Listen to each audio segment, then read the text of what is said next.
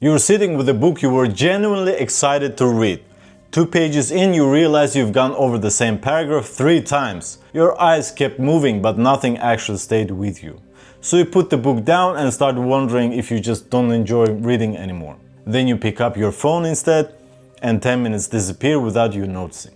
12 videos later, you haven't made a single real decision. Your thumb just kept moving on its own. So what actually happened here? Did your attention disappear, or did it just get really good at something else? Here's the answer.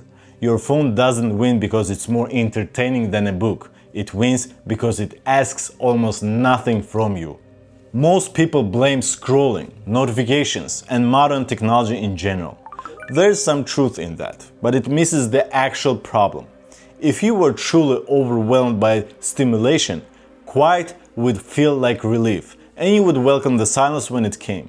Instead, the room goes quiet and your hand reaches for your phone, almost on its own, not because you need anything specific, but simply because nothing is happening.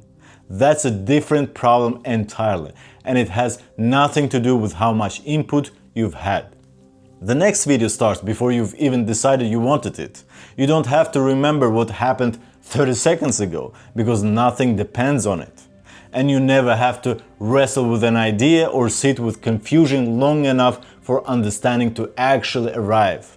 Every swipe wipes the slate clean and hands you a fresh start, which sounds harmless until you realize it's training your brain to expect that from everything.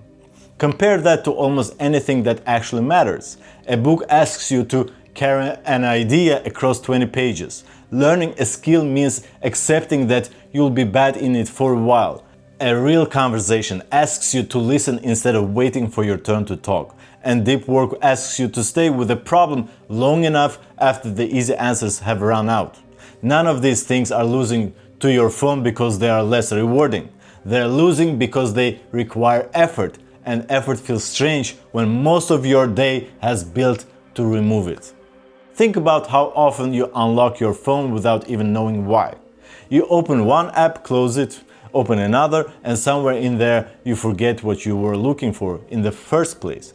That's just what repetition does. The things we repeat become easier, whether they are good for us or not. So if you've spent months training your attention to switch every few seconds, staying with one thing for 20 minutes is going to feel unnatural. Not impossible, just unfamiliar, the same way any unused muscle feels stiff before it loosens up again. This is also why most advice on this doesn't really work. Deleting every app for a weekend might feel productive in the moment, but when Monday comes around, nothing has actually changed, because you removed the distraction without rebuilding the skill underneath it. Attention comes back the way strength does, slowly and without much drama. A few pages before checking your phone, finishing one task before starting another, letting yourself sit in boredom for 5 minutes instead of escaping it after 5 seconds. None of these moments feel significant while they're happening, but they're exactly the moments that retrain your mind. The people who seem calm and fully present aren't living in some different world. They have the same phones, the same apps, the same feed competing for their attention every single day.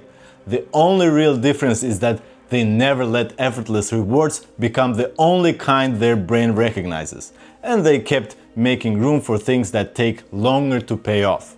So maybe your attention isn't broken at all. Maybe it's exactly what you've been practicing without realizing it. Your attention becomes whatever you repeatedly reward.